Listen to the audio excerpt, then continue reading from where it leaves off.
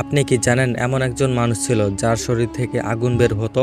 ধরুন আপনি গভীর রাতে ঘুমাচ্ছেন, হঠাৎ ঘরের ভেতর থেকে ধোঁয়ার গন্ধ পান। দরজা খুলে দেখলেন একজন মানুষ আগুনে পুড়ে ছাই হয়ে গেছে, অথচ ঘরের অন্য কিছু পুড়ে যায়নি। অবিশ্বাস্য লাগছে, তাই না? কিন্তু এমন ঘটনা সত্যিই ঘটেছে।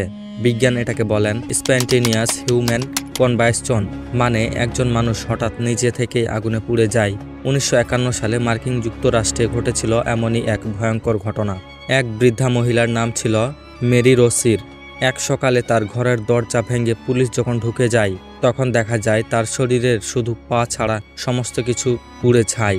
তখন দেখা যায় শরীরের শুধু পা রয়ে গেছে, আর বাকি শরীর পুড়ে ছাই হয়ে গেছে আগুনে। আশ্চর্যের বিষয় হলো, ঘরের চেয়ার ছাড়া আর কিছুই পুড়ে যায়নি, কোনো গ্যাস লিক হয়নি, আগুন লাগার কারণ খুঁজেও পাওয়া যায়নি। চিকিৎসক আর বিজ্ঞানীরা ধাক্কা খেয়ে যান। এটাই ছিল স্পন্টেনিয়াস হিউম্যান কম্বাসশন এর প্রথম আলোচিত কেস।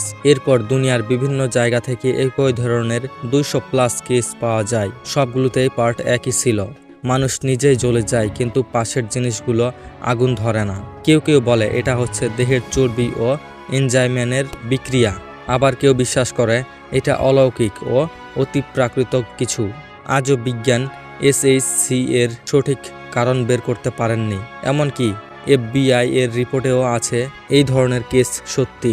কেউ কেউ দাবি করে এরা হয়তো ভবিষ্যতের মানুষ, যাদের শরীরের ভেতর অজানা শক্তি ছিল। আবার কেউ বলে এটা শাস্তি ছিল কোনো পাপের জন্য।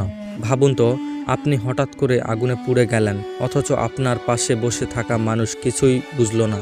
এই ব্যাপারটা কল্পনা করতেও গা শিউরে উঠে। মেরি রোসির এর মৃত্যুর পর তার ঘরের টেম্পারেচার ছিল 1700 ডিগ্রি ফারেনহাইট, অথচ জানলা, পর্দা, টেবিল সবকিছু ঠিকঠাক ছিল। একজন মানুষ এমনভাবে ছাই হতে হলে ক্রিয়েমেটর চেয়েও বেশি তাপ লাগে। তাহলে প্রশ্ন হলো, এই আগুন আসলো কোথা থেকে? বিজ্ঞানীরা আজও নিরুত্তর। কেউ কেউ এখনো SHC কে মানে না, কিন্তু যারা নিজের চোখে এমন ঘটনা দেখেছে তাদের কাছে এটা একেবারেই বাস্তব। এটা কি প্রাকৃতিক অদৃশ্য কোনো শাস্তি, নাকি এমন কোনো শক্তি প্রকাশ যা আমরা এখনো জানি না?